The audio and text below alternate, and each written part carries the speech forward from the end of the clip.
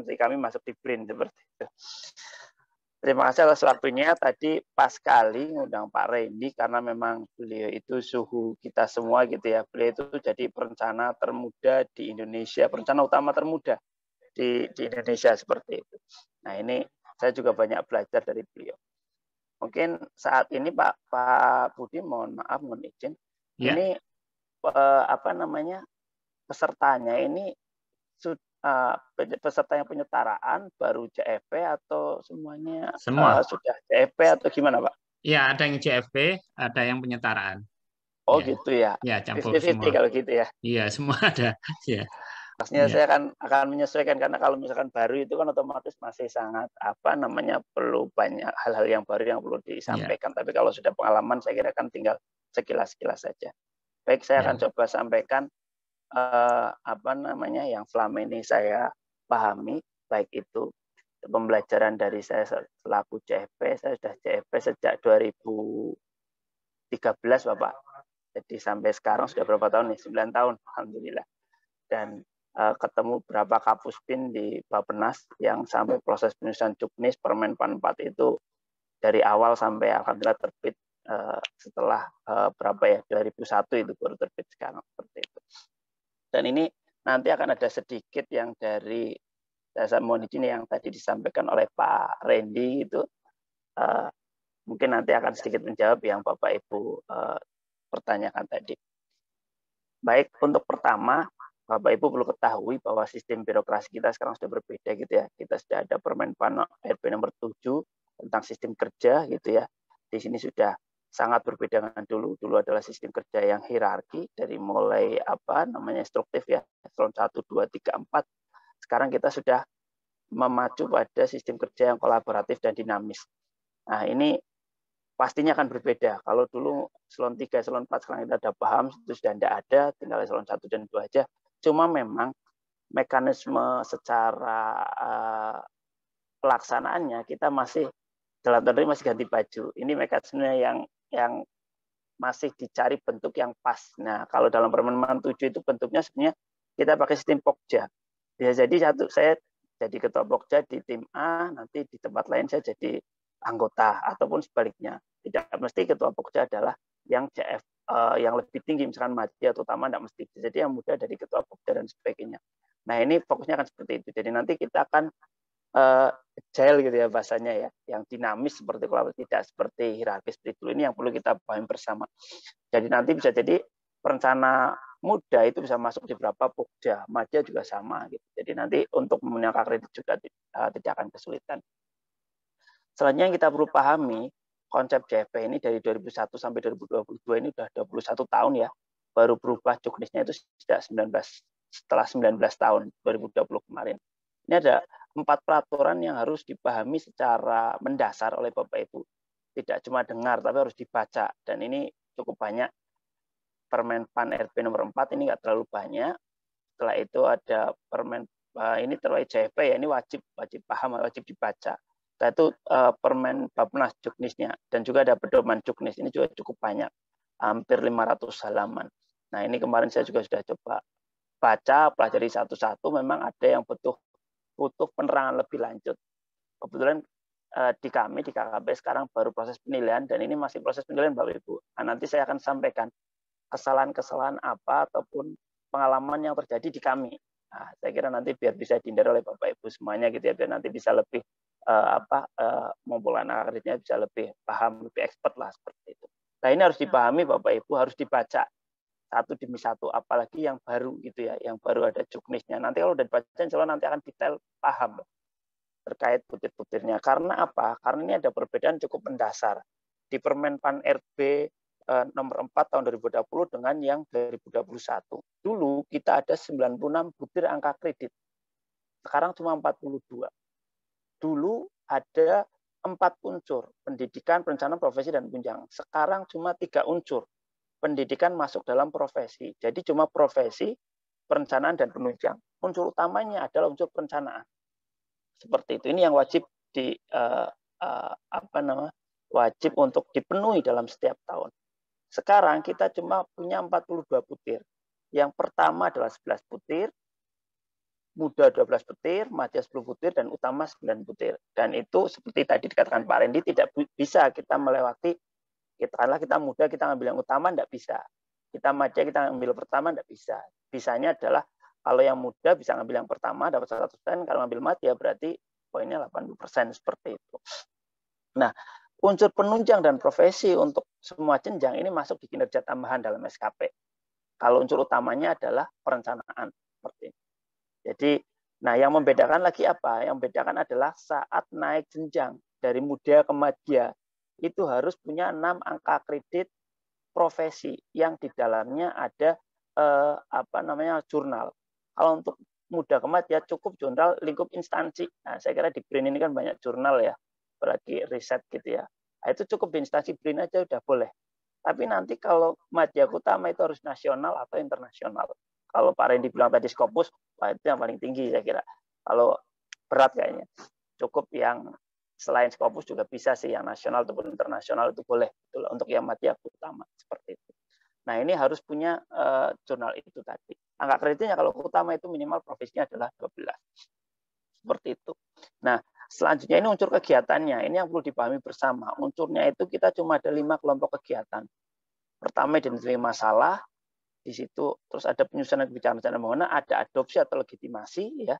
Kalau diidentifikasi itu apa saja yang diperlukan dalam perencanaan. Kalau penyusunan kebijakan itu perumusan target dan pembiayaan, itu masuk di situ. Kalau adopsi atau legitimasi itu adalah langkah lanjut setelah formulasi kebijakan itu ada. Setelah itu ini terkait kekuasaan, maksudnya pemegang kebijakan gitu ya. Nah, langkah keempat adalah pengendalian dan pemantauan. Nah, di situ terkait monitoring ya, monitoring kita, monef ya. Nah, terakhir adalah evaluasi. Ini 5 kelompok kegiatan. Tidak bisa lepas dari unsur-unsur ini, seperti itu ya. Nah, selanjutnya contoh. Nah, ini mungkin tadi yang dicari ini, kalau ini untuk pelatihan tadi Pak Randy, saya kira nanti akan dapat contoh-contoh gini. Ini contoh untuk memudahkan gitu ya. Contoh misalkan untuk legitimasi, untuk identifikasi perkiraan pencapaian target kegiatan pemasangan jaringan internet di Kabupaten Kupang tahun 2022, misalkan itu gitu ya. Terus nanti untuk legitimasi konsep rencana kerja anggaran kegiatan internet di Pulau Mandayan tahun 2022. Nah, ini contoh-contohnya. Nanti evaluasi TW1 bisa, evaluasi TW2 bisa, evaluasi TW3 bisa, atau evaluasi tahunan itu juga bisa. Misalkan evaluasi TW1 tahun 2022 atas peredaran bahan kimia di Provinsi Lampung. Nah, ini harus clear judulnya ya Bapak Ibu. Judul itu harus clear. Jadi jangan sampai judulnya itu ngambang, harus sesuai dengan penulisan. Terus juga untuk pengendalian pantauan juga bisa, monitoring pelaksanaan kegiatan bantuan sarana prasarana budidaya, biovlog di pondok pesantren misalnya, seperti itu kalau di KKP. Nah, ini contohnya judulnya. Format laporannya, ini saya juga belajar dari Pak Randy nih. Ini mau nih Pak Randy kalau masih gabung.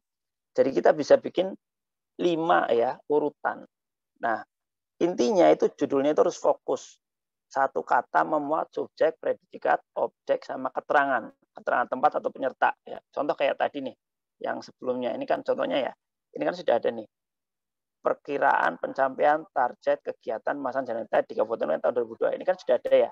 Dari mulai subjek, predikat, objek, sampai keterangan penyerta. Ataupun evaluasi TW1 tahun 2022 di Provinsi Lampung. Nah, ini kan sudah ada. Nah, ini judulnya harus seperti itu. Contohnya itu dia harus memuat SPOK minimal. Nah, urutannya adalah satu polisi brief tadi yang disampaikan. Kalau polisi brief itu telah cepat ya, cukup 4 lembar ya, 4 lembar itu untuk bahan pimpinan, untuk bahan pimpinan itu bahan awal seperti itu. Nah, setelah itu nanti ada position paper. Position paper itu untuk bahan rapat. Jadi misalnya nih ada surat masukan permasalahan di kabupaten mana terkait inovasi apa gitu ya, surat masuk ke kita. Nah, itu nanti kita bikin tuh polisi briefnya ke pimpinan, polisi briefnya. Oh, ini kayak gini-gini, 4 lembar gitu ya. Setelah itu nanti kita bikin position paper. Position paper itu bahan untuk rapat. Bahan untuk rapat kita bikin bahannya. Nah, setelah itu nanti kita rapat. Setelah itu nanti kita bikin policy paper. Ini lebih tinggi lagi gitu, terkait legitimasi kebijakan ya. Jadi itu nanti di situ lebih detail dari policy brief atau position paper. Karena di situ sudah ada yang namanya anggaran, ada analisana, ada pilihan kebijakannya seperti apa, seperti itu. Nah, selanjutnya bisa masuk ke policy review. Nah, di sini nanti pemantauan pengendalian pelaksanaan perencanaan bangunan. Ini terkait monef. Selanjutnya terakhir adalah policy research. Jadi ini hampir urutannya itu seperti urutan yang tadi yang di awal kelompok kegiatan tadi, dari mulai identifikasi masalah, terus terakhir ada monitor, ada evaluasi. Evaluasi itu nanti dari bisa dibikin policy riset. Terus nanti untuk yang monitoringnya itu bisa dibikin policy review seperti itu. Jadi contoh secara sederhananya ada permasalahan dari daerah atau di tempat Bapak Ibu. Setelah itu kita bikin policy brief. Setelah itu nanti dirapatkan. Dirapatkan nanti kita bikin position paper untuk rapat itu. Setelah hasil rapat kita bikin policy paper. Di situ sudah mulai nih ada kebijakannya, ada anggarannya, ada latar belakang dan sebagainya. Nah, setelah itu kebijakan itu bisa dilaksanakan. Setelah dilaksanakan nanti kita bikin pemantauannya. Kita bikin policy review. Setelah pemantauan kita bikin monitoring. Terakhir kita bikin policy riset terkait evaluasinya. Ini jadi satu rangkaian seperti itu Pak. Bisa menyambung antara satu dengan yang lain. Selanjutnya ini contohnya. Nah, ini terkait PNBP. Di situ ada latar belakang. Ulas tuh PNBP tahun 2021, ulas perkiraan PNBP tahun 2002. Setelah itu nanti teori PNBP seperti apa. Setelah itu pembahasan PNBP selama 5 tahun terakhir series itu seperti apa. Terus perkiraan 2021 seperti apa. Langkah-langkah kebijakannya seperti apa, saya itu kesimpulan dan saran kebijakan. Ini contohnya ya, outline-nya. Yang sederhana nanti untuk kita bikin policy brief seperti itu. Jadi gambaran singkatnya. Terus contoh lagi untuk yang perencanaan penganggaran. Nah, coba kita cek kinerja satker, satker apa misalkan 2018-2021. Terus kebutuhan satkernya itu apa, identifikasi itu masalahnya. Nah, itu teori regulasi terkait fungsinya satker. Nah, setelah itu nanti baru pembahasan kebutuhan satker apa, komponennya apa, masuk DMAK apa, setelah itu nanti targetnya apa, perkiraan anggarannya seperti apa, itu kesimpulan dan saran. Itu contoh review perencanaan penganggaran seperti itu. Nah, ini penulisan laporan, ini perlu, ini Bapak Ibu. Saya kira kalau yang sudah peneliti paham persis gitu ya. Pertama, bahasanya harus baik ya, sesuai dengan kaidah KBBI ya. Jangan sampai kita memakai bahasa-bahasa yang bahasa gaul seperti itu ya. Terus format kalimat juga aktif. Harus ada SPOK gitu ya, tempat keterangan penyerta. Jadi satu kalimat itu SPOK-nya itu harus clear. Terus penulisan tidak melompat atau jumping. Jadi harus ada silogisme. Jadi penarikan kesimpulan secara deduktif. Dari yang umum, khusus sampai kesimpulan. Seperti itu. Nah, ini tidak boleh kita kesimpulan dulu, seperti itu enggak. Tapi harus dari umum latar belakang, dan nanti identifikasi masalah, terus pembahasan, terus anggaran seperti apa kebijakannya sampai terakhir. Terus kalimatnya itu mengalir. Ya, kita paham terkait 5W1H lah ya. Dari mulai who, what, when, where, why, terus how seperti apa. Dari mulai siapa, terus apa, kapan, di mana, terus mengapa. Ini juga. Terus hindari bullet and numbering. Nah, ini kalau bullet and numbering itu biasanya pas untuk di paparan gitu ya, di paparan atau di PowerPoint. Tapi kalau untuk di outline saja. Tapi kalau dalam tulisan itu baiknya jadikan paragraf. Jangan jadikan bullet gitu lah. Terus pemikiran sendiri itu ya. Terus sisanya kutipan atau rujukan itu boleh lah. Jadi 60% sampai 80% itu pemikiran sendiri. Terus data primer, sekunder itu boleh. Boleh tabel, grafik, mulai data, dan sebagainya. Nah, setelah tabel harus ada penjelasan. Boleh juga Ibu ambil data dari Google Form atau apa gitu ya. Kita sekarang sudah banyak metode yang mudah untuk survei cepat. Nah, sumber pustaka harus disampaikan di footnote atau di side note seperti itu. Nah, ini yang perlu Bapak Ibu ketahui. Untuk pertama mudah itu by proses, materi utama by output. Bagi kami tim penilai itu sangat mudah untuk output, karena output itu jelas. Menilaikan berapa gelondongan, nilainya berapa 3,2 gitu ya. Jadi itu nanti clear gitu. Oh ini 3,2, oh enggak ini enggak bisa semua. Ini paling kita nilai cuma 2,1 karena ternyata unsurnya tidak memenuhi semua, itu bisa. Seperti itu. Kalau yang pertama mudah itu by proses. Nah kalau by proses ini kalau dalam si keren itu nanti antara iya dan tidak. Diterima atau tidak gitu loh. Kalau yang output kan kita ngajukan 3 bisa jadi cuma dapat 2 gitu ya. Tapi kalau by proses ya diterima dapat nilai 0,1 misalkan, kalau tidak berarti 0 seperti itu. Nah, kalau dalam Juknis itu dokumen itu disampaikan untuk 2021 itu di 10 Mei 2022. Jadi sudah kemarin ya. Kalau di KKP sekarang kita sudah proses penilaian seperti itu. Nah, ini perencanaan akan melalui penyetaraan jabatan. Nah, ini kita sudah memakai Permenpan 4 yang baru lah. Intinya yang sekarang semuanya sudah harus memakai yang baru seperti itu. Nah ini contoh penghitungan, saya kira tadi sudah disampaikan ya Pak Randy. Ini contohnya kalau by proses. Dari mulai 0,2, nilainya kecil-kecil kalau by proses. Kalau output itu memang langsung besar seperti itu. Nah yang penting ini adalah jangan sampai satu dokumen hanya memuat satu butir kegiatan. Contoh, cuma identifikasi judul sama identifikasi masalah saja gitu ya, itu tidak boleh. Tidak boleh, atau judul sama identifikasi masalah sama kesimpulan. Nah, itu tidak boleh. Masuk satu lembar, dua lembar itu tidak boleh gitu ya. Jadi harus logis. Karena kan tidak lazim dokumen rencana kok di situ cuma memuat satu atau dua unsur saja. Jadi unsurnya ya harus sama. Ada berapa unsur yang jadi satu, seperti tidak boleh satu unsur saja. Nah, ini contoh kalau dalam si keren nanti ada prosesnya, penilaiannya dari 10%, 5% dan sebagainya. Itu makanya tadi saya bilang bisa jadi dia mengajukan gelondongan 4 tapi nanti dinilai cuma 2,5. Nah, ini tergantung masuk apa enggak di prosentase ini, seperti itu. Nah, selanjutnya ini tugas tim penilai. Bapak Ibu di BRIN, perencanaannya berapa ya Pak Budi, mohon izin sekarang? Ada 140-an ya. Wah, itu banyak itu. Saya kira sudah bisa langsung membuat tim penilai seperti itu. Nanti Udah, setelah Pak. bikin tim penilai SK-nya, nanti langsung minta diklat oleh Bappenas. Kemarin kami juga seperti itu. Kami sudah bikin yang baru, kita minta diklat. Karena memang ini kan aturannya baru ya. Jadi nanti kan ada sertifikasi dari Bappenas terkait tim penilai. Ke depan akan jadi tim penilai kinerja. Yang itu anggotanya adalah Biro Perencanaan, Itjen, dan juga nanti dari tim kinerja seperti itu. Nah, ini tugas tim penilai, ini sudah jelas ya. Sekarang itu sudah mulai membantu penetapan evaluasi penilaian, menilai angka kredit, rekomendasi kenaikan pangkat dan kenaikan jabatan, itu dari tim penilai. Karena itu nanti akan muncul DPAK-nya. Dia direkom nggak untuk UKOM, dia direkom nggak untuk kenaikan pangkat, dia direkom nggak untuk kenaikan jabatan, seperti itu. Terus rekomendasi uji kompetensi juga dari situ. Setelah itu nanti pertimbangan penilaian SKP. Ya, idealnya itu SKP itu muncul setelah angka kredit itu terbit. Jadi nanti pimpinan tidak boleh seseorang yang tidak mengumpulkan angka kredit kok tiba-tiba SKP-nya itu baik gitu ya. Itu tidak boleh. Karena apa? Angka kredit adalah kewajiban bagi seorang fungsional. Jadi otomatis seperti itu. Nah, cuma sekarang kadang-kadang ya itu tadi SKP-nya masih belum sesuai seperti itu. Dan itu pengembangan ASN itu juga dari pertimbangan bukan dari tim penilai. Ini kami sudah punya Capman-nya ini. Di Juknis juga sama karena kami ambil dari Juknis seperti itu. Nah, ini untuk pengumpulan kelengkapan, ini perlu ya nanti kalau dalam Sikeren ataupun Bapak Ibu ini harus menyiapkan ini dalam satu folder. Dari mulai surat pengantar, ada DUPNK-nya. Nah, tadi disampaikan Pak Rendy, sebenarnya duplak itu tidak ada. Sebenarnya itu gini, jadi prosesi untuk, karena sudah ada SKP itu nyambung, jadi SKP itu sebagai ganti SPMK perencanaan. Tetapi nanti untuk surat pernyataan melakukan pekerjaan, yang kegiatan itu, yang profesi sama penunjang itu tetap harus ada.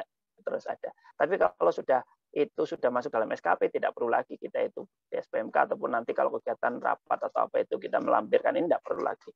Seperti itu. Terus ini juga perlu ini SK pengangkatan dan sebagainya, kan ini untuk ngetres. Kira-kira, dulu angka kreditnya berapa, PK terakhir berapa, dan sebagainya. Nah, dalam aturan itu bukti keanggotaan PPP ini wajib nih Pak Budi nih. Jadi ini memang kemarin kami di KKP, kalau yang tidak punya bukti ini, kita tanyakan tidak valid dalam aplikasi kami. Kita pakai e-Puspa ya, kebetulan kita punya aplikasi sendiri karena Sikeren belum bisa jalan, jadi kita pakai aplikasi kita sendiri. Itu kalau tidak menyertakan ini berarti dia tidak bisa dinilai seperti itu. Nah, ini periode penilaian. Sebetulnya periode penilaian itu 1 tahun 1 kali. Idealnya kapan? Idealnya itu dikumpulkan itu paling lambat tanggal 8 Januari di tahun itu. Ya kan? Setelah itu penilaian 1 bulan, Februari itu sudah harus keluar angka PAK-nya. Karena itu nanti akan jadi rekomendasi untuk SKP-nya, baik apa enggak, seperti itu. Cuma karena kita ada yang namanya kenaikan pangkat, ada namanya kenaikan jabatan, yang biasanya periodenya itu adalah April dan Oktober, dan juga ada UKOM yang ini bisa jadi setiap Bappenas itu kalau salah bisa 1 tahun 4 kali kalau salah untuk UKOM sekarang. Bisa lebih seperti itu. Jadi bisa juga kita mengadakan penilaian untuk yang KP sama KJ. Ini khusus misalkan contoh kayak dia ini harusnya bisa nih naik pangkat Oktober, tapi angka kredit saya tahun kemarin kurang 10 angka kredit gimana nih gitu. Nah, itu bisa jadi asal itu ada kesepakatan antar tim penilai seperti itu. Jadi bisa jadi penilaiannya seperti itu. Nah, ini catatan nih Bapak Ibu, ini harus paham nih, ini pengalaman kami nih, saya sudah kebetulan saya itu perencanaan 2014 ya, sudah 8 tahun ini. Pertama harus teliti, tidak boleh kita itu tidak teliti gitu ya. Tidak ada pengulangan, tadi disampaikan Pak Rendy, tidak boleh laporan monitoring tiap bulan cuma ganti angka saja, isinya sama persis, itu tidak boleh. Harus namanya ganti ini ya otomatis harus ada pembahasannya khusus, ada evaluasinya khusus seperti itu ya. Saya itu kelengkapan berkas ini juga penting. Kemarin pengalaman kami yang menilai, apalagi kalau narasumber misalkan ya, saya panggil narasumber ini, kok tidak ada disposisi dari pimpinan, tidak boleh. Saya kayak gini, saya harus minta persetujuan. Disposisi bisa jadi lewat PA, bisa jadi lewat tulisan tangan, bisa jadi lewat screenshot lah ya, atau email itu bisa, semuanya bisa lah. Kalau teman sekarang nggak perlu. Yang penting nanti dilampirkan dalam penilaian. Terus buktinya apa? Nanti ada sertifikat mungkin narasumber ataupun bahan paparan itu bisa, SPT itu juga bisa jadi bukti seperti itu, undangannya itu jadi bukti. Yang penting ada disposisinya. Tidak boleh tidak ada perintah. Karena apa? Filosofinya kita sebagai seorang fungsional tetap di bawahnya adalah JPT Pratama, tetap di bawahnya pejabat struktural. Jadi kegiatan kita harus lewat izin dari mereka. Karena apa? Ini pernah kejadian, ada seseorang yang mengatasnamakan dia dari lembaga kami, Kementerian KKP, tanpa izin pimpinan, tiba-tiba ngomong di luar nih, ngomongnya terkait KKP. Nah, itu. Lah kami bingung dapat laporan loh, ini saya ditanya loh, Mas ini benar ya? Oh iya betul loh, kok nggak ada izin dan sebagainya. Nah, ternyata dia itu ilegal tanpa minta persetujuan dari pimpinan. Nah ini bahaya kalau kayak gini. Makanya tetap harus ada dokumen itu. Tanpa dokumen itu tidak bisa dinilai Bapak Ibu. Karena ini nanti masuk di profesi ya untuk kayak narasumber pembahas atau apa. Kalau seminar itu boleh dalam 1 tahun itu ada batasannya cuma 2 kali. Kalau Bapak Ibu ikut lebih dari 3 kali 4 kali silakan. Tapi yang untuk sertifikat yang masuk profesi yang nilainya 1 itu cuma 2 kali dalam 1 tahun. Sisanya apa? Sisanya Bapak Ibu bisa masukkan dalam unsur perencanaan, tetapi dinarasikan seperti itu. Prosesnya sama isinya, hasilnya itu nanti dinarasikan. Bisa di unsur perencanaan. Setelah itu nanti kerapian filing juga ini penting ini Bapak Ibu, dari mulai berkas Bapak Ibu sampai dengan tulisan-tulisannya. Terus punya waktu khusus untuk membuat. Nggak bisa kita itu surat keluar sekarang, setelah itu kita baru bikin dalam 1 minggu itu pasti kacau hasilnya. Karena apa? Bukti-buktinya itu ada yang lain dan juga ada kegiatan-kegiatan yang lain. Setelahnya harus bertahap ya. Terus kita baiknya itu membuat kegiatan itu bertahap. Jadi misalkan nih contoh kita punya ide sekarang gitu ya. Udah kita tulis saja cuma 1 paragraf gitu. Nggak apa-apa, nanti besok lagi ada lagi. Paling mudahnya apa Bapak Ibu? Setiap Bapak Ibu rapat, kan Bapak Ibu bikin memo tuh. Memo atau notulensi. Betul tadi laporan rapat itu tidak bisa dijadikan sebagai memo atau notulensi, tidak bisa dijadikan untuk klaim karir, nggak bisa. Tapi itu bisa dijadikan sebagai dasar bahan untuk membuat laporan. Itu misalkan rapat evaluasi dalam 1 bulan ada 3 kali rapat monitoring. Nah, itu bisa dijadikan bahan 4 rapat, jadikan bahan sekali untuk kegiatan untuk laporan seperti itu. Setelah itu nanti harus punya target. Kita itu punya target angka kredit minimal 25 kalau muda, 12,5 pertama, 37,5 untuk madya. Bapak Ibu jangan terlalu pede. Minimalnya 25 kok ngumpulkan cuma 25. Itu nanti akan sangat rawan untuk habis nilainya. Jadi minimal kalau bagi saya kalau kita itu angka kredit minimalnya muda dulu ngumpulkan minimal 50 gitu loh. Jadi nanti kalau kita katakanlah dapat angka 37,5 berarti kan udah maksimal tuh, alhamdulillah gitu. Kalau dapat lebih 45 itu bisa buat tabungan untuk ke depan. Saya terangkan tabungan. Itu nanti minimal 1 tahun sekali ya. Itu memahami butir-butir ya. Itu tadi yang saya sampaikan di Juknis itu harus paham tuh.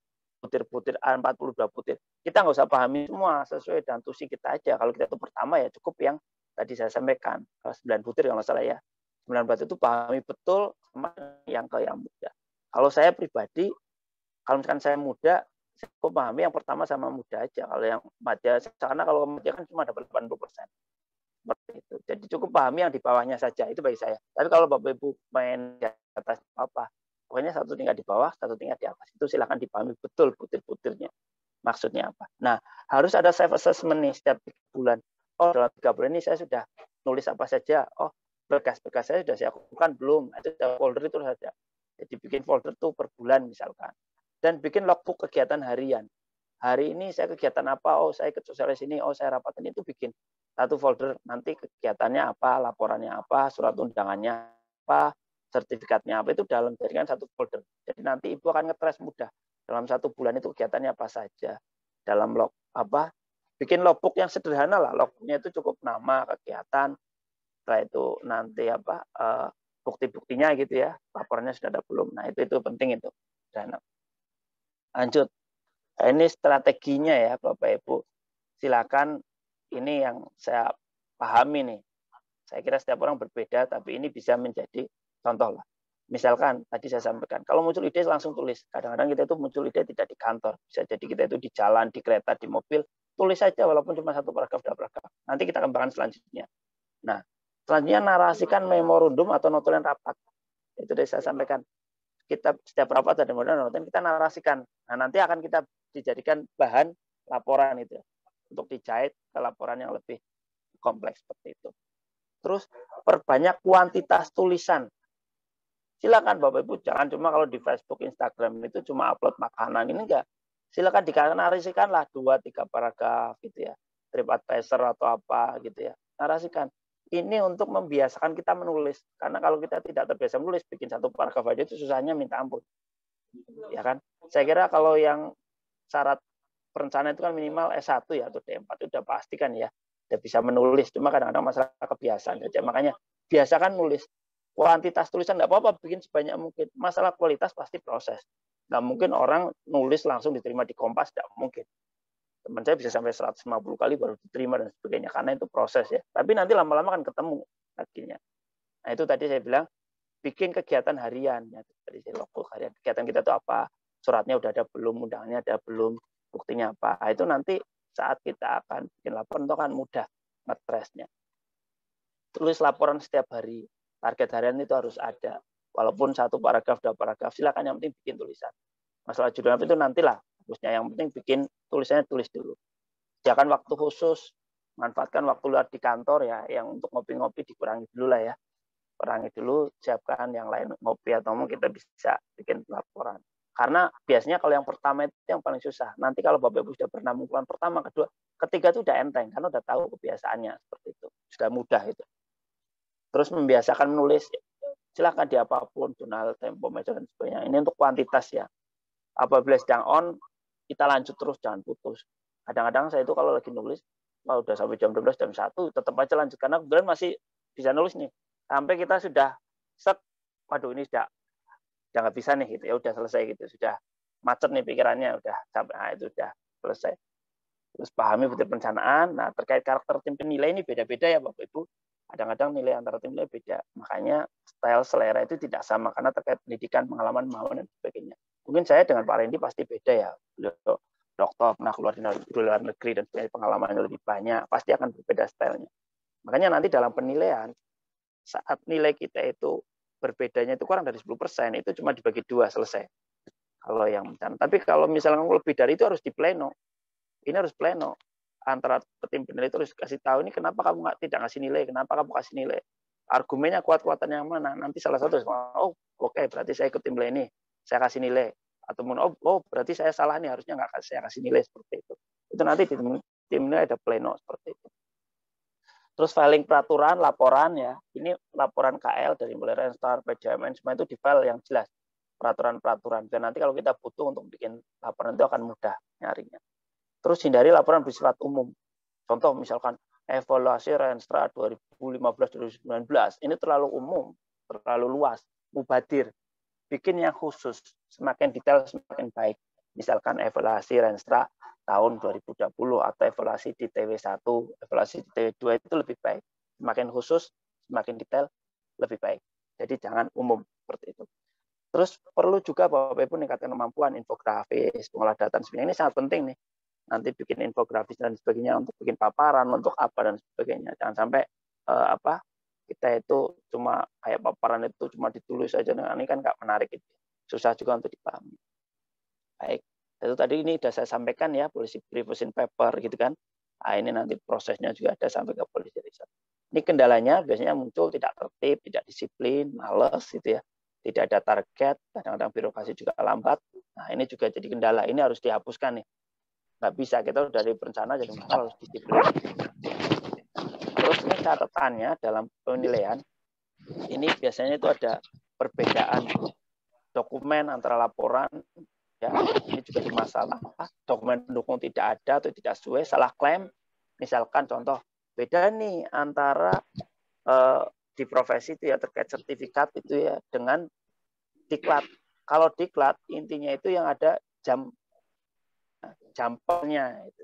Misalkan 1 hari 8 jampel, berarti kalau 3 hari 24 jampel, minimal 30 JP. Nah itu diklat, bisa masuk dalam diklat. Tapi kalau sertifikat, kita seminar cukup sertifikat. Itu seperti itu. 1 kali, dan 1 tahun cuma 2 kali. Kalau diklat itu boleh, silakan. Tapi kalau sertifikat cuma 2 kali.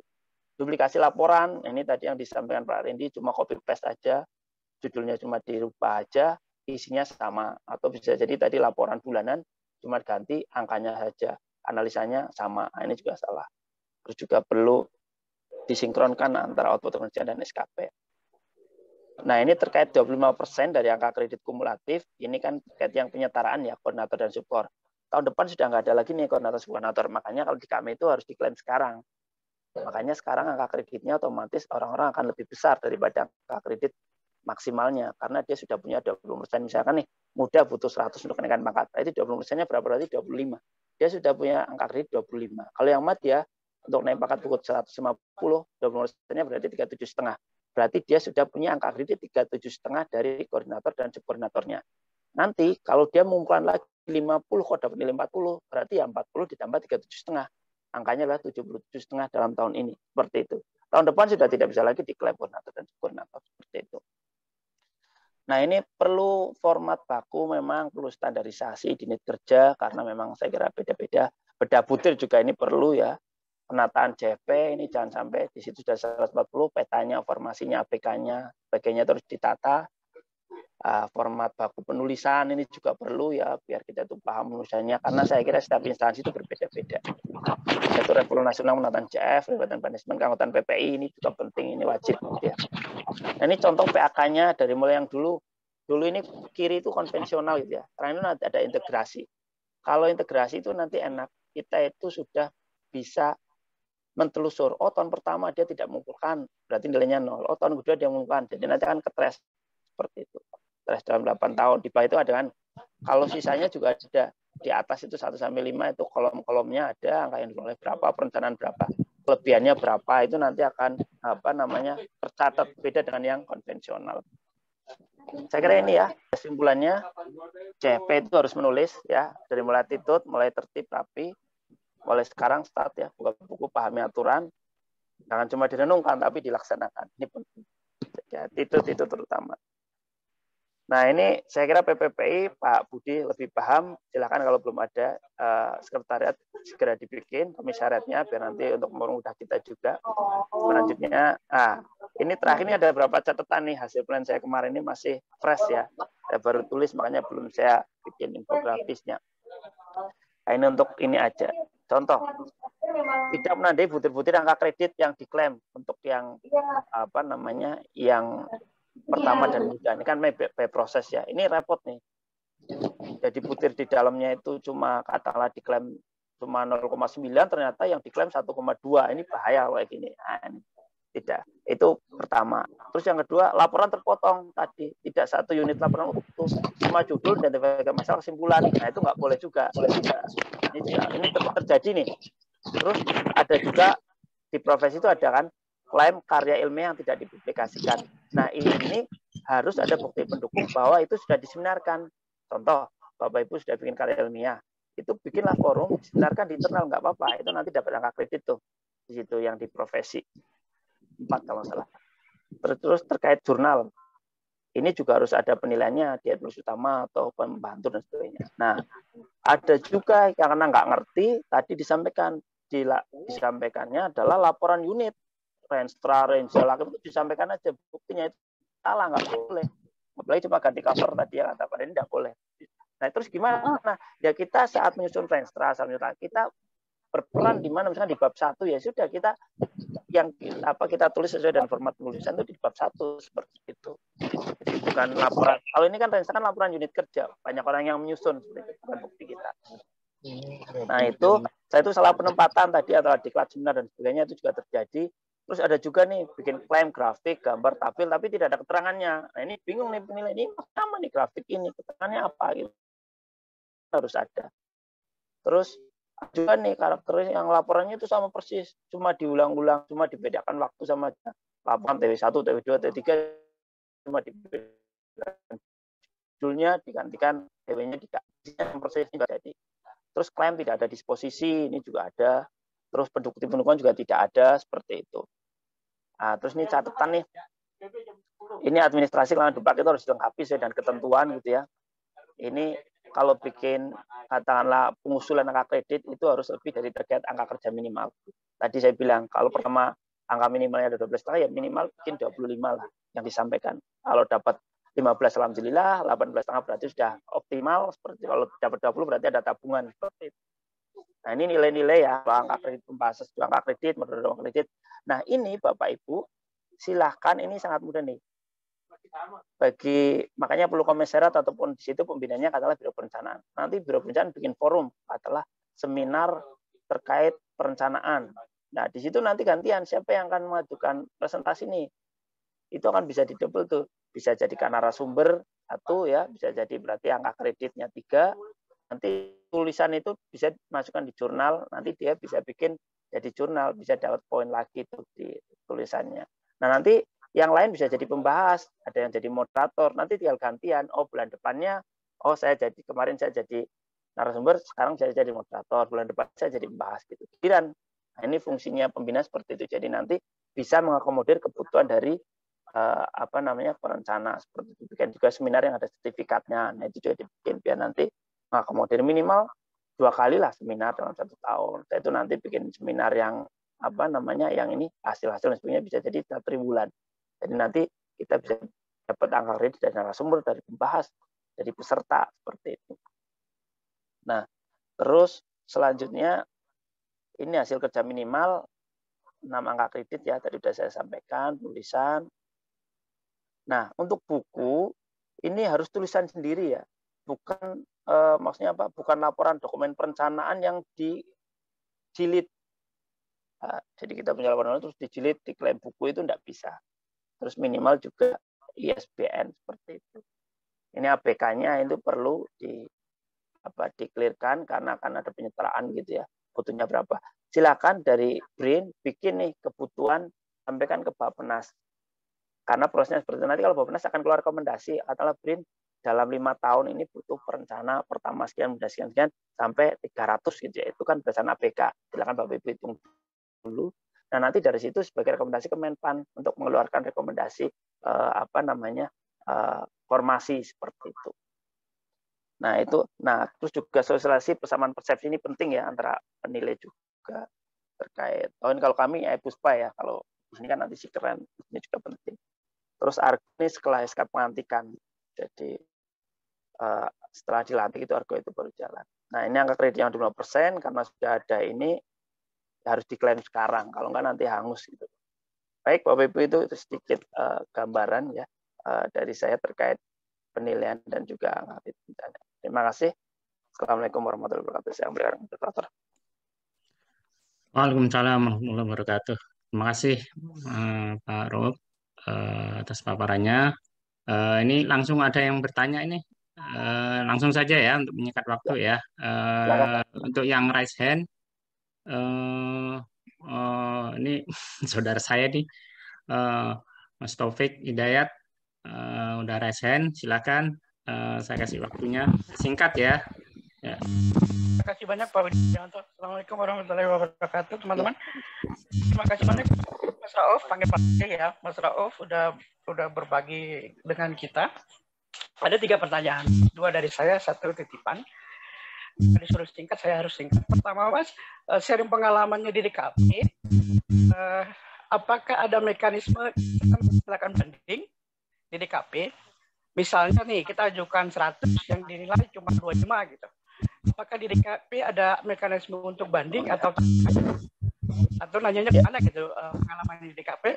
Yang kedua, apakah prosedur internasional bisa dinilaikan sebagai jurnal internasional? Yang ketiga, saya bacakan pertanyaan titipan. Bagaimana ajuan dupak yang sudah diajukan dengan metode aturan lama, apakah nggak ada toleransi sama sekali untuk tahun ini? Terima kasih Pak Budi Kaliwanto. Terima kasih Pak Mas. Baik. Terima kasih. Silakan langsung saja, ini ada 3 pertanyaan langsung direspon. Baik, terima kasih Pak. Dapat tadi. Mohon maaf, suaranya agak putus-putus ya Pak Taufik. Pertama terkait banding. Jadi dalam mekanisme penilaian seperti tadi dikatakan Pak Randy itu tidak ada mekanisme klarifikasi setelah masuk dalam tim penilai. Dan di situ juga tidak ada mekanisme banding. Contoh mengajukan 100 kok disetujui cuma 20. Saya dulu pernah ke Bappenas mengajukan berapa disetujui cuma 40%. Mengajukan 100 cuma dikasih nilai 40 gitu kan. Ada juga kami yang mengajukan 70 cuma dapat nilai katakanlah 20 seperti itu ada juga. Itu tidak bisa banding. Kenapa? Ya ini saya juga pernah pertanyaan ke Bapak Nas, tidak ada mekanisme itu karena itu sudah tim penilai itu bersifat mutlak dan di sini tim penilai itu ada 2 tim penilai mekanismenya. Jadi Bapak Ibu kalau mekanismenya di kami itu kan nanti dokumen masuk di aplikasi adalah di sekren gitu ya, masuk di sekretariat. Nanti di sekretariat dia akan diverifikasi tuh. Kalau sudah valid itu akan masuk nilai. Tapi kalau ada dokumen yang kurang, sebetulnya kan cuma masalah dokumen ya. Kalau ada kurang kelengkapan atau dokumen ini tidak ada, itu akan disampaikan dikembalikan ke yang bersangkutan. Nanti untuk kirimkan ulang kembali seperti itu. Itu maknanya. Nah setelah itu nanti dari sekretariat akan desain ke penilai. Nah tim penilai nanti akan dibagi penilaian untuk yang pertama. Nah penilaian tidak boleh. Misalkan tim penilainya masih madya kok menilai yang utama tidak boleh. Minimal sama. Kalau misalkan madya ya boleh menilai untuk madya. Kalau muda boleh menilai untuk muda. Tapi tidak boleh yang tingkatnya lebih tinggi seperti itu. Nah di situ nanti setelah penilaian itu mutlak. Kenapa 2 tim penilai? Bahkan bisa jadi kalau nilainya rentangnya jauh ada 3 ditambah lagi 1 tim penilai atau nanti di pleno. Jadi mekanisme seperti itu.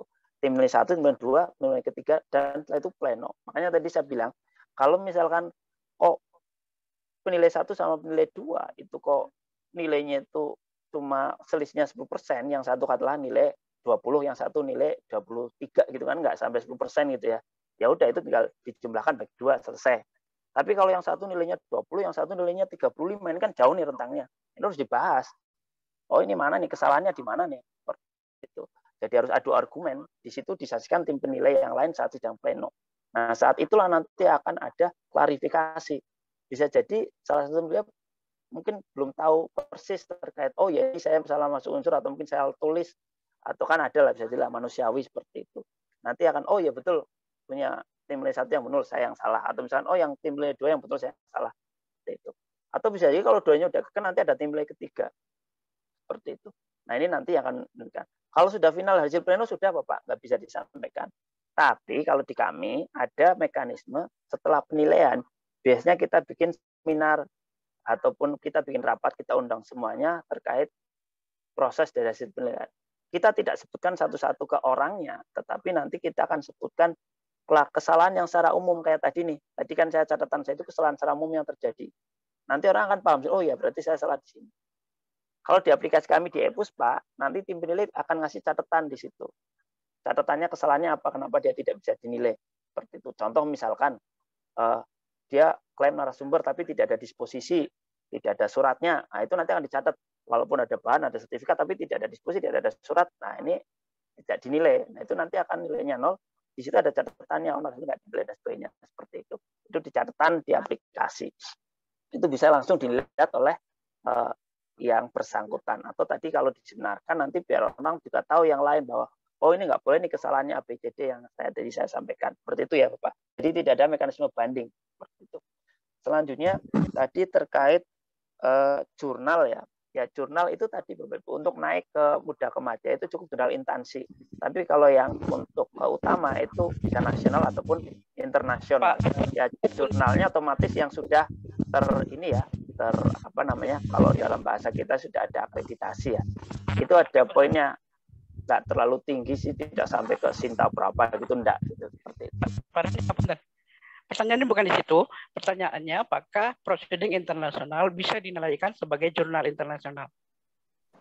Proceeding internasional itu berarti sudah masuk dalam forum Pak ya, forum internasional ya? Sudah diseminarkan secara internasional. Ya iya. Kalau di kami sih kalau yang penting kalau itu sudah diseminarkan dan sudah dalam forum internasional dan itu sudah diterima, sudah di-approve gitu ya. Sudah di-approve mestinya ada lembaganya Pak ya. Karena kan sudah Kalau Ya, Polri sudah kalau lembaganya, ya kalau lembaganya udah resmi dan memang forumnya udah resmi, ada tim editor dan sebagainya, itu ya boleh aja Pak. Seperti itu. Tapi bukan berarti yang katakanlah cuma sekedar apa kan kadang-kadang ada itu forum yang kirim setelah itu dijadikan proceeding cuma dicetak gitu aja, kan ada dibukukan gitu ya, tapi tanpa ada editornya, tanpa ada, ya kalau mekanisme jurnal ya seperti itu Pak, yang penting ada editor dan sebagainya seperti itu. Kalau sudah ada sama seperti mekanisme yang ini ya sudah boleh. Seperti itu Pak ya. Nanti tim penilai akan menilai Pak. Seperti itu. Terus selanjutnya terkait tadi apa ya, terkait toleransi atau apa tadi? misalnya itu kan misalnya istilahnya masih dupak, kita ajukan dengan aturan lama, apakah untuk saat ini tidak ada lagi toleransi? Kalau sekarang sudah pakai baru semua Pak. Kalau sekarang sudah per tanggal berapa ya? Kemarin di Jumnis itu ada. Jadi sudah ada batasannya. Batasnya itu adalah per kalau nggak salah Januari 2022 apa ya? Itu sudah ada tanggalnya itu di Jumnis. Nanti silakan Bapak baca di Jumnis.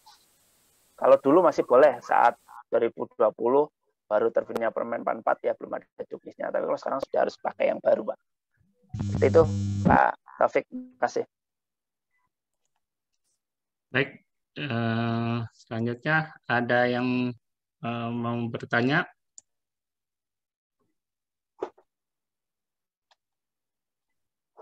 Ya, silakan Pak Sender. Singkat ya Pak. Ya, ini menyambung yang tadi aja Pak. Itu bagaimana teknik penilaian untuk dokumen perencanaan master plan pembangunan kebun raya baru Pak. Terus kedua, kan saya tuh tugas juga memantau istilahnya menganalisis tumbuhan koleksi yang terkonservasi di setiap kebun raya daerah gitu. Ada sekitar 20 lokasi ya ininya. Kemudian kita buat laporan satu persatu, hasilnya dianalisis untuk keterancaman kepunahan di setiap kebun raya, kemudian untuk menjadi rekomendasi dalam rencana pengkoleksian tumbuhan tersebut di masing-masing kebun daerah. Nah ini laporannya kemarin yang jadi masalah itu ketika implementasi ke aplikasi SKP itu kita ini kesulitan untuk memasukkan butir-butirnya itu Pak gitu. Karena mungkin ada sekitar yang saya buat itu ada 15 laporan. Nah ini masing-masing apakah butirnya itu disatukan gitu Pak atau terpisah sendiri-sendiri jadinya. Mohon izin Bapak, perencana muda Matya. Saya ya seperti saya bilang tadi, saya sekarang posisi rencana muda, tetapi angka kredit saya sudah madya Pak. Terima kasih. Baik, kalau gitu Bapak intinya gini, berarti angka kredit Bapak kalau konvensional sudah di atas 400 Pak ya? Iya. Ya, gini Pak, berarti Bapak nggak usah repot-repot Pak. Bapak itu sekarang itu kan sudah tinggal naik pangkat nih sama naik jabatan. Nah, berarti kalau menurut saya Bapak ini tinggal pertama kalau jurnal sudah ada belum Bapak? Ke jurnal belum Pak ininya, tapi ada sebetulnya sih laporan itu hasil tulis di majalah perencanaan Pak. Baik, kalau profesinya sudah ada lah ya, 6 Pak ya sudah ada ya. Nah itu, tapi sebetulnya tidak mungkin naik pangkat Pak karena tidak ada formasi. Oh gitu, berarti Bapak tinggal maintenance aja. Nah ini Pak, pentingnya ada formasi, pentingnya ada pembinaan di situ. Apabila misalnya kita di satu unit itu sudah tidak bisa naik pangkat karena tidak ada formasi, bisa jadi kita harus berpindah ke unit yang lain kalau berkenan gitu ya. Kalau yang bersangkutan berkenan untuk mengisi posisi itu. Nah ini perannya Biro SDMA sama Biro Perencanaan di situ sebagai pembina. Nah ini yang pertama, jadi formasi sama PK tadi sangat penting biar nanti kita clear bisa pindah kemana. Ataupun kalau itu ya maintenance, kalau maintenance kan nilainya kecil Pak ya. Bapak nggak perlu sesuai dengan yang minimal karena Bapak sudah tinggal maintenance saja. Karena kalau sudah pindah jabatan juga nanti nilainya akan hangus Pak, percuma saja. Perlu banyak-banyak. Nah terkait tadi laporan, kalau Bapak ada 22 itu sangat boleh Pak jadikan per satu pemantauan seperti itu kan. Seperti itu boleh dibikin per ini satu, tapi ya itu tadi kalau menurut saya energinya mubadir. Kalau misalkan untuk kita untuk maintenance itu kan nggak banyak. Ya, Pak. Nah, kalau nggak salah kalau muda itu maintenance-nya cuma berapa ya? 15 atau 10 gitu ya dalam 1 tahun. Nah itu 10 Pak. Iya, nah itu berarti kan Bapak nggak usah bikin banyak-banyak, cukup dipilih aja berapa, katakanlah kalau 10 ya bikin pengajuannya 20 lah atau 18 gitu kan. Jadi nanti maintenance-nya bisa kecapek seperti itu.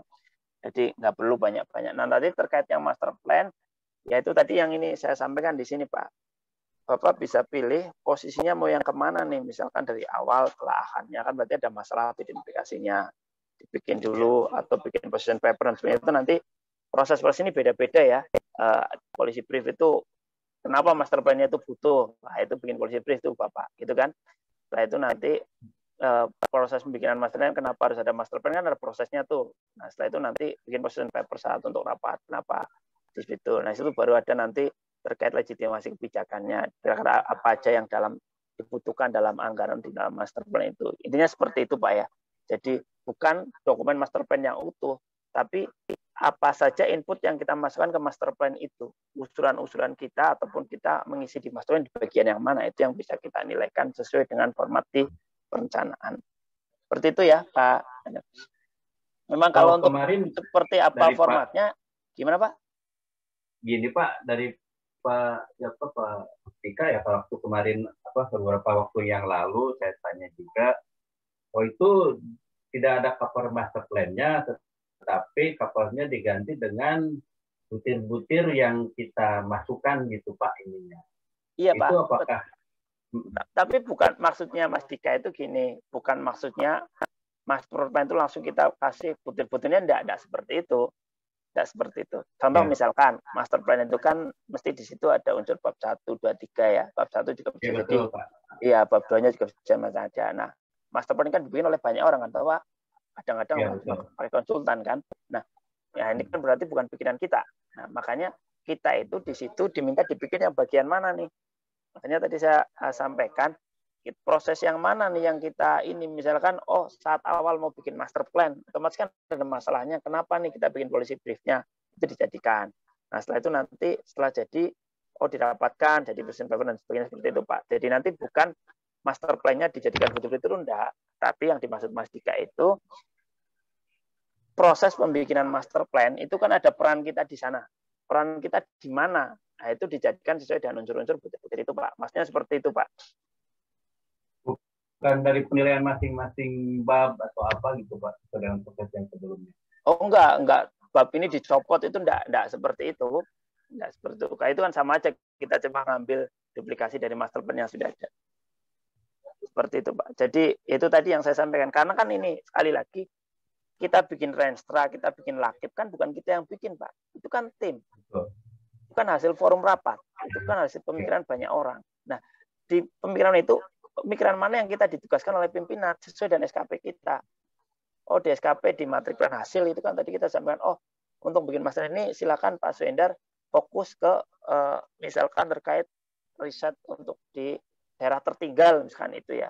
Nah itu nanti kan masuk di bab yang mana. Nah itu yang fokus itu yang kita sampaikan masukkan ke, jadi bukan dokumen itunya yang disampaikan, tetapi dokumen yang kita bikin sendiri gitu Pak. Seperti itu ya Pak Endar. Ya mungkin memang perlu kalau misalnya ketemu ya. Jadi kayaknya perlu ini Pak, seperti yang diusulkan Pak Randi tadi, perlu ini khusus itu ya, workshop atau apa gitu. Ya, perlu. Jangan dibikin ruwet Pak. Jangan dibikin ruwet. Yang penting ada dulu Pak. Betul gitu kan, PK-nya penyusunan master plan Pak. Ini apanya? Ada PK itu saya paham, makanya penyusunan proses Pak ya. Oke Pak. Kalau mungkin nanti di ini lanjut ya, itu mungkin ada perlu pembahasan lanjut khusus teknis bagaimana sih kalau ada laporan seperti ini, klaimnya seperti apa yang harus kita klaim gitu. Nanti kita ini sendiri ada nanti kita membuat event sendiri ya, tersendiri khusus seperti itu ya. Berikutnya Pak Budi Ada Pak Budi siapa nih? Ya, silakan. Terima kasih, Pak. Assalamualaikum warahmatullahi wabarakatuh. Waalaikumsalam warahmatullahi wabarakatuh. Saya ingin, Pak, saya agak terlambat tadi, baru saja. Suaranya agak putus-putus, Pak ya, punten. Ya, baik. Kedengaran suara saya, Pak? Oh iya, Ya. Baik. Mohon maaf, saya baru gabung, baru saja gabung, ada yang lain tadi. Ini saya mau terkait dengan SKP dan tampilan SKP-nya, Pak. Dalam pengisiannya tuh gini, Pak. Dalam SKP itu kan terdiri dari ada dua, Pak ya, SKP-nya sendiri maupun tampilan SKP-nya. Dalam formulir SKP itu kan terbagi menjadi dua, kinerja utama dan kinerja tambahan. Kan di lampiran SKP itu hanya kinerja utamanya saja yang di-breakdown.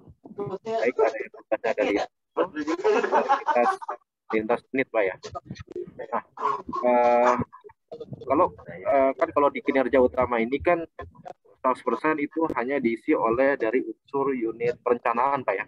Unsur perencanaan kalau kita merujuk ke Permen RB nomor 4 tahun 2020 itu di kinerja utama itu hanya unsur perencanaan saja yang dimasukkan.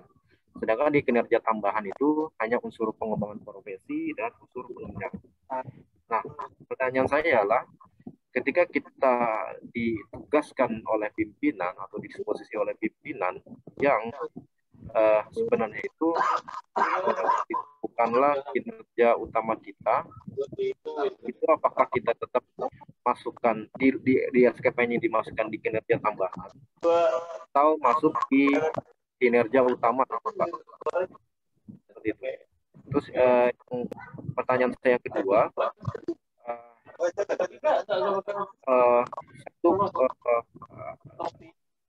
SKP misalkan misalkan kita breakdown, Pak ya, apakah betul SKP itu nanti lampirannya itu lampiran SKP itu merupakan rincian dari satu kegiatan yang tertera dalam kinerja utama di formulir SKP.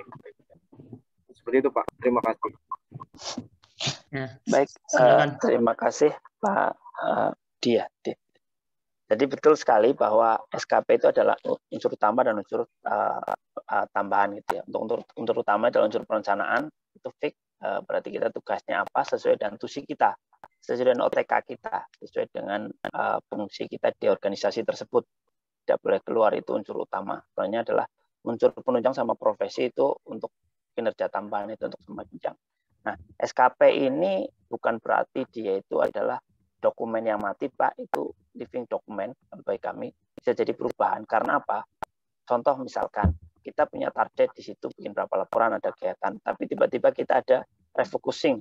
Terus sekarang kita terkenal dengan AA gitu ya, automatic adjustment seperti itu ya. Otomatis kan target kita berubah. Ini ya berubah. Itu bisa jadi SKP kita itu berubah. Nah, itu bisa jadi berubah. Nah, otomatis dia seharusnya berubah karena nggak mungkin kita misalkan kita targetnya awalnya 10 kegiatan, kita menggunakan angka sekian, tiba-tiba kita dipotong jadi cuma 3 kegiatan, kok angkanya tetap. Nah, ini kan lucu seperti itu. Itu bisa jadi berubah satu. Cuma ini mekanisme perubahan SKP ini yang memang kita sampai sekarang masih secara tataran pelaksanaan masih setahun sekali gitu ya. Nah, itu satu. Yang kedua, terkait tadi kalau ada tugas dari pimpinan, ya silakan tugas itu masuk yang mana. Kalau misalkan tugas itu tidak termasuk dalam SKP kita, ya berarti masuk ke tugas tambahan, unsur penunjang ataupun profesi seperti itu. Tapi kalau misalkan itu memang sudah bagian dari SKP, kan bagian dari tugas tusi, itu kan otomatis bisa masuk di dalam SKP. Terkait nanti menyampaikannya di lampiran seperti apa, di butir-butir kegiatan gitu ya, itu kan memang ya ini ya, ini memang kalau yang SKP khusus ya ini sendiri ya, kasusnya kalau nggak ada paparannya. Jadi terkait di lampirannya itu, lampiran butir nanti menyesuaikan dan unsur apa. Misalkan contoh kita membuat laporan evaluasi triwulanan. Nah, seperti itu nanti di lampiran butirnya ya kita lihat butir yang sesuai dengan itu, terkait evaluasi pembangunan atau apa kan ada di situ. Itu disampaikan berapa kali dan sebagainya. Nah, ini Bapak Ibu, saya kira memang lampiran SKP ini yang terbaru ini. Terbaru ke depan ini nanti tidak akan ada lagi nyambung SKP dan lampiran SKP itu tadi. Permenpannya. Nah, ini saya nggak tahu akan diterapkan kapan, karena informasinya seperti itu. Nanti yang akan berperan adalah SKP kita adalah tim penilai kinerja. Jadi di situ nanti benar-benar kinerja kita yang akan dinilai sesuai dengan ini atasan juga. Seperti itu ya Pak, terkait SKP. Terima kasih. Boleh izin Pak lagi Pak? Ini Pak Budi Kaliwato. Ya, satu lagi singkat ya. Suaranya juga agak putus-putus. Tanggapan aja Pak. Tadi mohon maaf, tadi kan disebutkan kalau misalkan kita ditugaskan oleh pimpinan kemudian itu kan masuk ke kinerja tambahan, tapi dia warnanya atau tipikal kegiatannya itu sebenarnya unsur perencanaan gitu. Nah, apakah itu nanti di SKP itu dimasukkan ke dalam kinerja utama atau masuk ke kinerja tambahan gitu Pak? Oh, maksudnya di tengah-tengah. Seharusnya kalau itu adalah TUSI itu sudah masuk Pak. Sudah masuk. Makanya di depan itu kan ada yang namanya dialog kinerja antara pimpinan. Seharusnya kalau itu TUSI itu sudah masuk unsur utama dong, unsur perencanaan.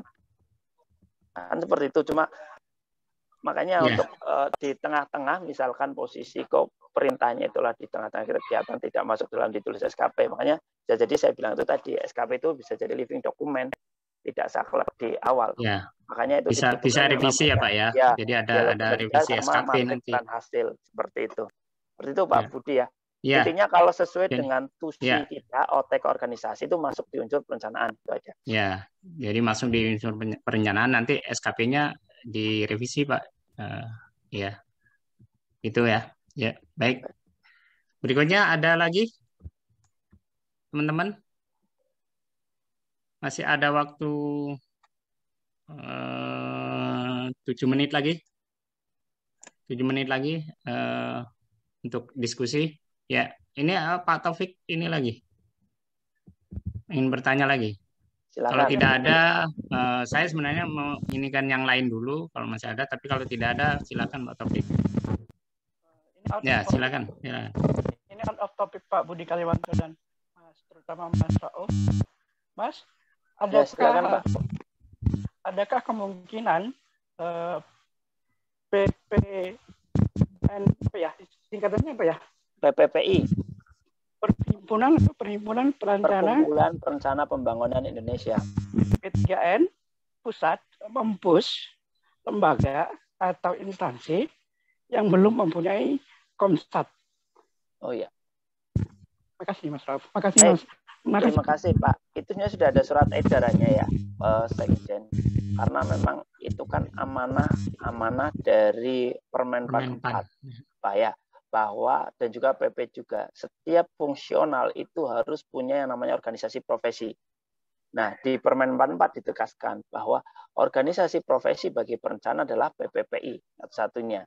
Nah, organisasi ini kan harus punya jadi anggota. Nah, otomatis setelah itu makanya tadi untuk mempermudah kita harus bisa bikin komisariat di kementerian kita masing-masing sebagai jembatan antara kementerian itu dengan PPPI pusat atau dengan sana di Bappenas seperti itu. Jadi surat edaran itu ada nggak Pak Budi ya, nanti bisa besar yang terakhir nanti bisa disampaikan ke Pak Sisi, karena dulu saat kita kunjungan ke Pak Asesmen di Bappenas juga dia sangat support, bahkan di rakornasnya kita, rakor kita kemarin di Munas kita itu sudah disampaikan sama Menteri Bappenas bahwa setiap kementerian lembaga yang sudah mempunyai perencana sesuai dengan ADART RI, ADART PPPI lebih dari 10 disarankan untuk membuat komisariat seperti itu. Seperti itu Pak. Terima kasih Pak. Ya. Terima kasih Pak. Baik. Cukup ya Pak Taufik. Ya. Ya, terima kasih. Berikutnya masih ada waktu 5 menit.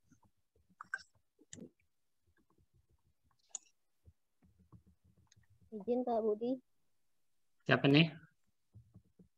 Bentar. Darti Pak. Oh, Bu Darti. Ya, silakan. Silakan Bu. Iya. Sekretariat ya. Iya, dari sekretariat ini Pak Rauf mungkin sharing pengalaman saja. Ketika ada usulan penilaian itu ada 2 Pak. Jadi ada perencana yang menilaikan usulan tahun 2020 dan 2021 itu bagaimana Pak? Nanti kami mengeluarkan PAK-nya gitu Pak. Itu saja. Iya. Baik, terima kasih Bu. Dalam PAK itu ada periode penilaian. Di atas pojok tadi ya, di format yang baru. Periode sebelumnya itu tahun berapa? Di 2020 atau 2021. Sebetulnya, idealnya, karena ini adalah angka kredit itu terkait dengan SKP, itu harusnya setiap tahun itu harus wajib mengumpulkan. Itu loh. Idealnya seperti itu. Makanya tadi di PAK itu nanti akan ada tahun berjalan tuh. Oh, tahun sekian nanti bukan, nanti kalau tidak mengumpulkan di situ ada tertulisnya tahun ini tidak mengumpulkan, seperti itu. Idealnya seperti itu. Jadi tetap Bu, nanti karena posisi PAK itu di situ ada angka kredit maksimal dan minimal, di situ nanti kan itu rumus ya. Jadi tidak bisa nanti berubah seperti itu. Nah, ini nanti bisa dilihat di aplikasi Sikeren yang tadi disampaikan oleh Pak Randy gitu ya. Kan itu ada linknya, nanti bisa dilihat tuh di Sikeren seperti apa. Nah, ini mohon izin di print. Nanti apakah sudah memakai aplikasi Sikeren atau seperti apa ya? Kebetulan masih manual. Tahun ini Pak. belum. Tahun ini kita masih manual penilaiannya atau ininya ya, pembukaan PAK-nya. Cuma yang mau ingin saya tanyakan, apakah nanti nilai yang 2020 itu digabung dengan nilai yang 2021 gitu Pak, untuk dituangkan ke PAK bentuk baru? Ya, intinya gini Bu, yaitu nanti akan menjadi rugi bagi yang bersangkutan ya, karena tidak menilaikan dalam 1 tahun. Tapi di PAK-nya nanti tetap tertulis periodenya dari Januari 2020 sampai misalkan Desember 2021, 2 tahun kan seperti itu. Nah itu silakan dinilai semuanya. Kalau misalkan ternyata nilainya lebih ya, otomatis tetap di PAK-nya itu tertuangnya angka kreditnya sesuai maksimal, nanti sisanya akan masuk kelebihan angka kredit. Nah, konsep kelebihan angka kredit seperti ini Bapak Ibu, saya terangkan. Angka kredit itu kan ada minimal, ada maksimal. Minimal itu adalah angka kredit katakanlah muda itu 25 gitu ya, atau pertama 12,5. Itu semuanya 100% harus dari unsur utama, dalam hal ini unsur perencanaan. Dalam setiap tahun. Tidak boleh katakanlah dalam 1 tahun itu kurang dari angka kredit minimal, seperti itu. Nah, sisanya apa? Yang 12,5 itu bisa dari profesi atau penunjang. Katakanlah muda 25. Saya dapat angka kredit 25, nanti 12,5, yang 6 dari penunjang, yang 6 dari profesi misalkan. Jadi angka kredit saya sekarang 37. Nah, kok ternyata kita lebih dari angka kredit maksimal 37,5, misalkan kita dapat angka kredit 45 dalam tahun itu. Nanti yang 7,5 itu disimpan. Disimpan untuk tahun berikutnya. Nah, tahun berikutnya ini kok kita mengajukan angka kredit misalkan kita cuma dapat angka kredit 30. Perencanaannya 26, sisanya penunjang 4. Nah, kan belum sampai angka kredit maksimal 37,5. Tabungan tadi bisa dipakai. Jadi angka kredit kita maksimal di tahun itu jadi 37,5, seperti itu. Nah, kalau ternyata kita punya kelebihan lagi, dipakai lagi bisa, tetapi tetap batasannya adalah angka kredit maksimal kalau dalam PAK. Sisanya kelebihan. Jadi lebih banyak-banyak kreditnya percuma, karena itu cuma untuk antara angka kredit minimal dan maksimal untuk nembel itu. Jadi kalau misalkan itu tadi kita cuma dapat angka kredit 29, berarti kan mesti kurang 80,5 untuk maksimal. Kalau kita punya tabungan 10, bisa diambil tuh yang 10. Nanti tinggal sisa berapa. Tahun depan sisanya itu bisa diambil juga gitu. Tapi untuk memenuhi itu, tapi tetap angka kredit minimal dari unsur perusahaan itu harus terpenuhi. Seperti itu Bapak Ibu. Jadi nanti intinya seperti itu. Makanya kalau yang integrasi, karena nanti itu ada ini yang baru, silakan Bu detailnya. Ini detailnya bisa dibaca di pedoman ya. Pedoman Juknis. Sudah punya belum? Kalau belum nih nanti saya share di sini ya. Kemudian tadi saya dapat dari Puspin yang baru. Nah ini. Silakan Bapak itu pelajari Bu. Nah ini nanti terkait yang itu tadi. Karena permasalahan-permasalahan itu pasti nanti akan muncul ya di setiap penilaian itu pasti ada aja permasalahan yang baru yang muncul. Seperti itu. Jadi silakan, makanya saya sarankan mengumpulkannya itu minimal 2 kali dari angka kredit minimal ya. Kalau lebih juga silakan.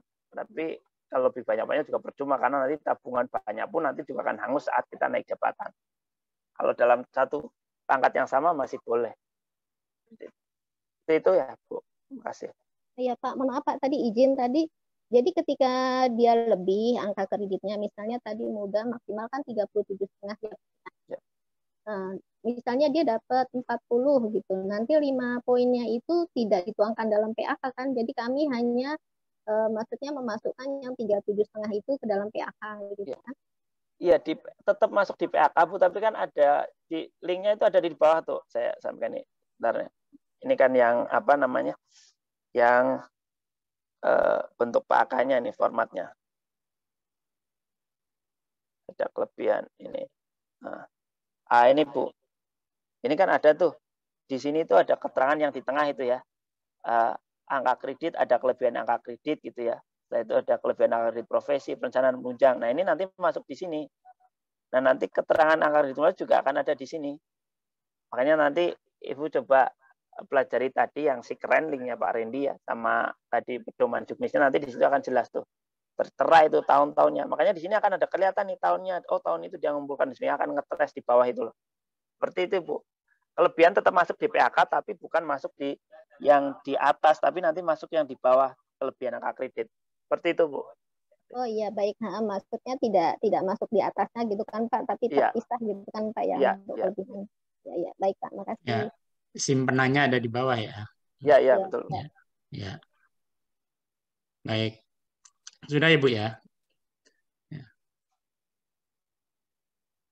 Ada yang bertanya lagi? Mungkin ada bonus 2 menit. Terakhir Pak Budi, maaf. Oh iya Pak Yana ini ya. Waduh, suhu Yana. nih. Selamat siang Pak Yana. Ya, maaf. Ini suhu harus nih.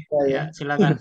Sebentar, saya biar membantu tim BSTM aja ya. Jadi artinya, walaupun kelebihannya tadi di input di bawah, tapi ketika yang bersangkutan naik, tadi contohnya misalnya dari muda ya, ternyata tahun ini tuh dia 340 ya, melebihi kan, ada saving dari angka maksimal. Nah, dia disimpan kan di bawahnya. Nanti ketika dia di Madya, sementara di Madya tuh hanya butuhnya misalnya hanya 100, tapi dia mengumpulkan 150. Nah, berarti yang digunakan itu kan hanya 100 gitu loh ya. Jadi yang 50-nya itu kan hangus gitu loh. Seperti itu. Mohon dipertegas apa? Seperti itu ya Pak Rauf. Yang muda Madya gimana Pak? Saya gini. Yang jelas kalau beda jabatan nanti akan jadi 0 lagi. Oh, ini di 0 iya, kan? betul. Jadi 0 lagi. Jadi kalau naik jabatan 0 lagi. Ya betul, maksudnya walaupun kita punya jumlah tabungan banyak gitu loh ya, atau misalnya taruhlah dari muda 3C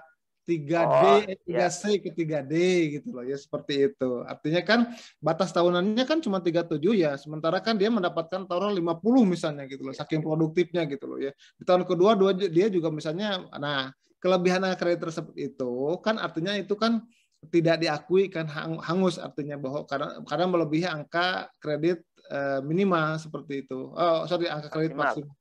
Ya. Jadi intinya itu akan terakumulasi dalam satu jenjang jabatan yang sama. Saat sudah beda jabatan, itu akan hangus. Ya, seperti betul. itu Pak. Ya. Oke, sip. Terus sekali lagi, yang tidak menilaikan nih ya. Teman-teman kan, saya tidak tahu, mudah-mudahan semuanya menilaikan ya. Yang tahun 2021 atau mungkin yang sebelumnya, dia tidak menilaikan gitu loh ya. Kemarin saya mendapat informasi itu bahwa itu hangus gitu loh ya. Dia pengalaman Pak Rob di KKP sendiri seperti apa? Ya, kalau di kami, memang kami sudah per tahun Pak ya, jadi menilaikan semuanya. Otomatis yang kita sampaikan itu periodenya itu sesuai dengan periode itu. Karena kalau kita ngomong secara aturan, itu kan terkait SKP Pak ya. Betul. Terkait SKP ya. Jadi seharusnya itu tadi SKP-nya nggak keluar itu kalau misalkan dia itu, ataupun keluarnya nilainya nggak akan baik karena berarti kewajibannya itu nggak kesampaian seperti itu. Iya. Walaupun dia sudah mengumpulkan kredit ya. Iya, dan di ininya kan posisinya kecuali kalau ada perkecualian, kayak misalnya kemarin di Juknis itu kan ada klausul-klausul tertentu tuh, ada terkait perkecualian tuh karena memang proses Juknisnya belum terbit, atau misalkan proses misalkan ini pengalian ya antara penyetaraan dan juga proses pengalian BRIN dan sebagainya, ini kan ada proses-proses yang tidak bisa kita ini Pak ya. Nah, itu ada kasus perkecualian tuh di Juknis itu Pak. Di paparannya Pak Kapuspin itu ada perkecualian itu. Kalau selain yang kasus perkecualian itu dalam Juknis itu ya itu tidak bisa. Tapi kalau dalam kasus-kasus perkecualian itu masih bisa Pak. Baik, terima kasih Pak Budi. Dan sepertinya Suhud Pak Tomtom mau bertanya tuh. Pak Tomtom ini mas suhu saya ini Pak Tomtom. Ini bukan nanya, ini ngasih arahan kalau Pak Tom. Pak Tom, ada yang disampaikan? Masih di mute Pak Tom. Silakan. Saya kasih waktu 2 menit ya. Nggak kedengaran suaranya Pak Tom. Masih mute. Pak Tom masih mute. Mungkin dari ini. Jaringannya mungkin. Atau jadi narasumber yang lain tuh beliaunya. Pak Tom bisa nggak? Tapi ketahuan ya. Masih mute Pak Tom. Pak Tom dekat ke laptopnya juga Pak Tom. Suaranya. Nggak ada suaranya.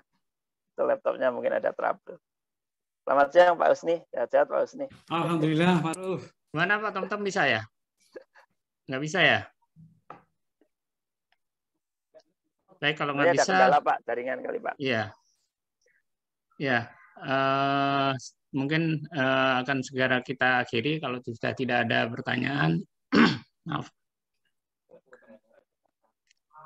Tapi mungkin ada 1-2 menit, dipersilahkan yang lain.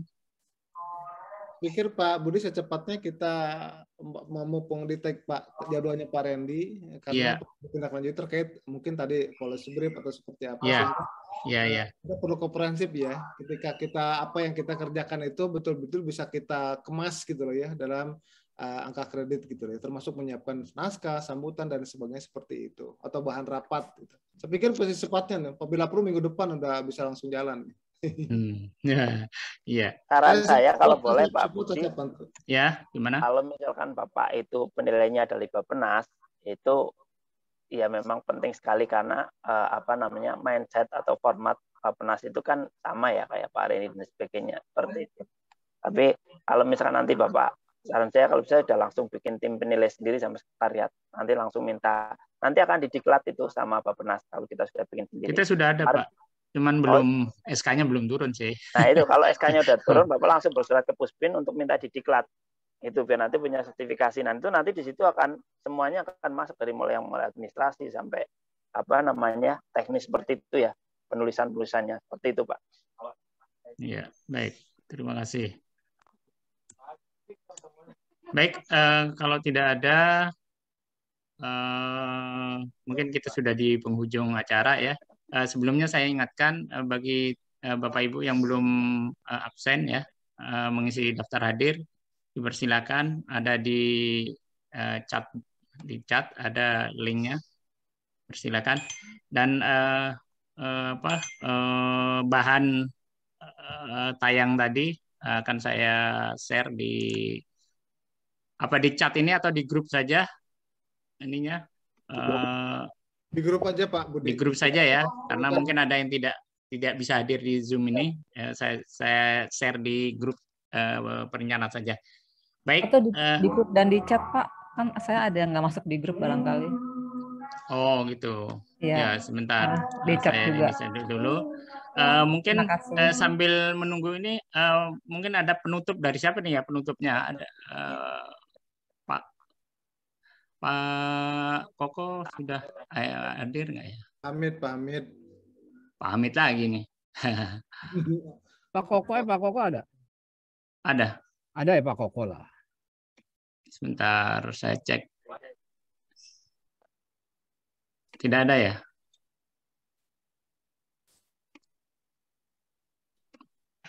Tidak ada. Gimana nih Bu Darti? Sudah selesai ya Bu Darti? Iya, Pak langsung bisa aja ditutup kan ya? Iya, silakan Pak Budi. Ya. Mungkin nanti sebelum ditutup foto bersama dulu ya. Oh ya, jangan live dulu dan mungkin kameranya bisa di on kan untuk kita bisa foto bersama. Ya, sambil menunggu saya mau share ini di chat ya. Bahannya ya silahkan siapa nih yang mau ambil Mbak Vivi bisa ya atau siapa ya silakan.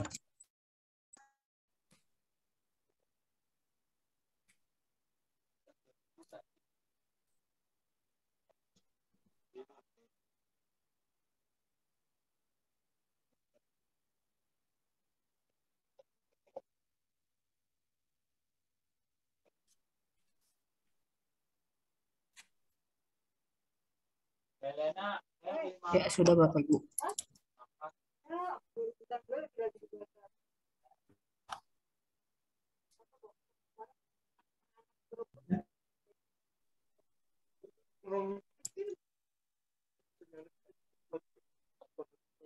Sudah ya? Baik, terima kasih atas perhatian semua Bapak Ibu dan terutama kepada Bapak Muhammad Ali Rauf atas waktunya telah memberikan apa namanya ya pencerahan bagi kami di perencana BRIN. Mudah-mudahan acara ini bisa bermanfaat bagi kita semua, baik di sini ada tim penilai, ada perencana dan ada tim sekretariat. Ini semua memerlukan pemahaman. Mudah-mudahan dengan acara ini kita bisa menambah pemahaman kita, meningkatkan, dan mungkin kita akan bertemu lagi untuk acara berikutnya, mungkin yang lebih teknis lagi. Kita akan mengundang narasumber berikutnya. Baik, terima kasih atas perhatiannya. Apabila ada kesalahan dan kekurangan, kami mohon maaf. Saya akhiri. Assalamualaikum warahmatullahi wabarakatuh. Waalaikumsalam. Dan ini bahannya satu lagi ya, nanti saya share yang dari Pak Randy belum. Baik, mungkin yang ini jangan live dulu, kalau yang mau download dari chat ini ya. Saya share dulu yang dari Pak Randy. Terima kasih Pak Budi, Bapak Ibu Ya. semuanya. Oh iya, terima kasih Pak Rowo. Salam sehat semua. Terima kasih Bapak-bapak, Ibu-ibu semua. Ya. Salam sehat. Sehat-sehat semuanya.